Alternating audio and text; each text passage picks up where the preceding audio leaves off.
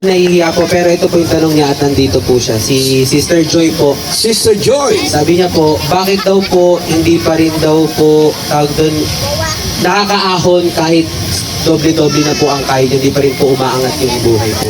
Alam mo, mayroong sikreto. Kapatid si Joy, bago pa lang, no? Eto. May sikreto yan, kapatid. Gis 22 ng Kawikaan. Maniwala ka sa babasahin ko. Basa tayo. Kailan ka pagpapalain yung sobra-sobra? Basa. Ang pagpapala ng Panginoon Elan. ay nagpapayaman. Ano po ang sabi? Ang pagpapala ng Panginoon ay nagpapayaman. Naniniwala kayo doon? Ulitin nyo nga. Ang pagpapala ng Panginoon, ano? Nagpapayaman. Merong yumaman, may balisa eh.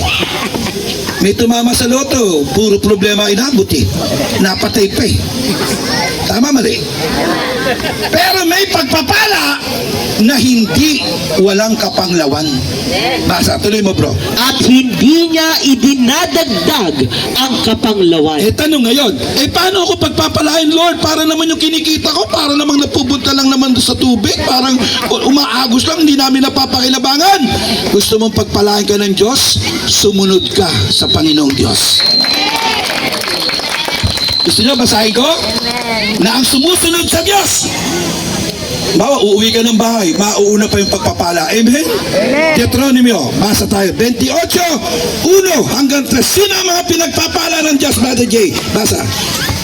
At mangyayaring kung iyong didingging masikap Ayan na. ang tinig ng Panginoon mong Diyos Ayan na. upang isagawa ang lahat niyang utos na aking iniuutos sa iyo sa araw na ito, Ayan na. ay itataas ka ng Panginoon mong Diyos sa lahat ng mga bansa Tuloy. sa lupa. Tuloy. At ang lahat ng Ng pagpapalang pagpapalang ito ay darating sa iyo Tuloy. at aabot sa iyo kung iyong didinggin ang tinig ng Panginoon mong Diyos.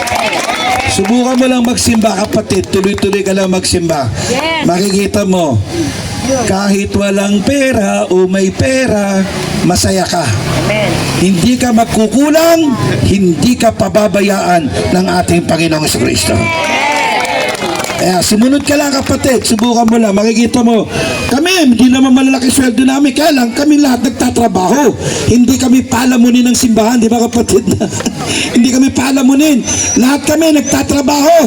Wala kaming kinukuha sweldo sa simbahan. No? Pero kasya naman yung aming mga salapi. Actually, nakakatulong pa kami sa mga kapatiran. Palakpakan doon natin ng Diyos. Next question, last question na tayo.